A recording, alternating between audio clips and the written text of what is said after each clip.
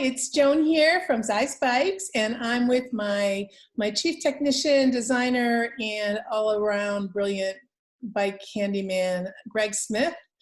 Greg is the person who designed the Yonder for us, our amazing new bike that has all sorts of components that are different than our other Zize bikes, and that are serve a different purpose, and for some riders might be a better option. So Greg, let's talk a little bit about derailleurs. Okay. On a new Leaf, the Time of Your Life, and the 29er Max, we've always used internal gears. But the Yonder tells a different story.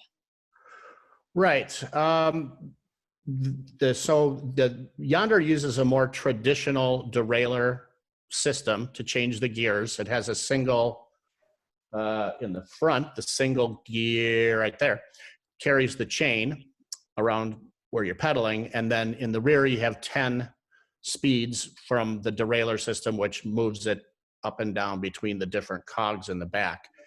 And a result of making some other changes on this bike to make it stronger and give you benefits with the Q factor, benefits with stronger wheels, is that we had to use a wider rear hub.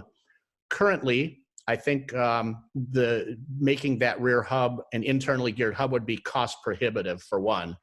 But derailleur systems have been around for many years, and they're super strong. And it's a simple to understand system for a lot of people. And it's basically the way the bike needed to be designed to give us all the additional benefits that we get from using wider hubs, wider bottom bracket, and getting the stronger wheels and the wider Q factor. So I think if we would have taken what's currently available and tried to make a internally geared hub on this particular bike, it would have added about $3,000 to the cost of the bike. So I thought maybe we can kind of save folks some money. And an added benefit to this system is if somebody decides they want to electrify this bike down the road, instead of having basically one option, you have two different options with how to electrify the bike. You can go with a hub motor up in the front where the motor goes right in there, or you can go with a bottom bracket mounted motor, which is backed by the crank. And depending on what type of riding you're doing, if you're going to electrify it, there's benefits one way or the other to either of those. So this bike gives you some added benefits if you decide you want to make an electric bike out of it.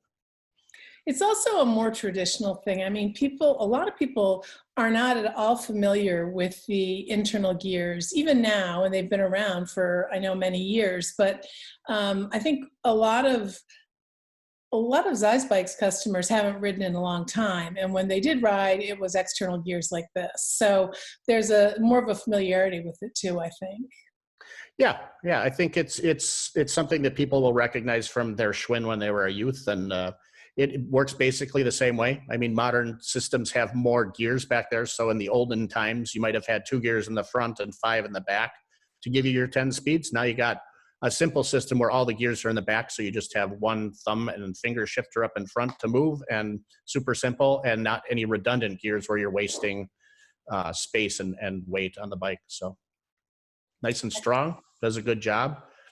I think it's a result of some of the other benefits that we got by designing this new bike, is using a little bit more conventional drive system.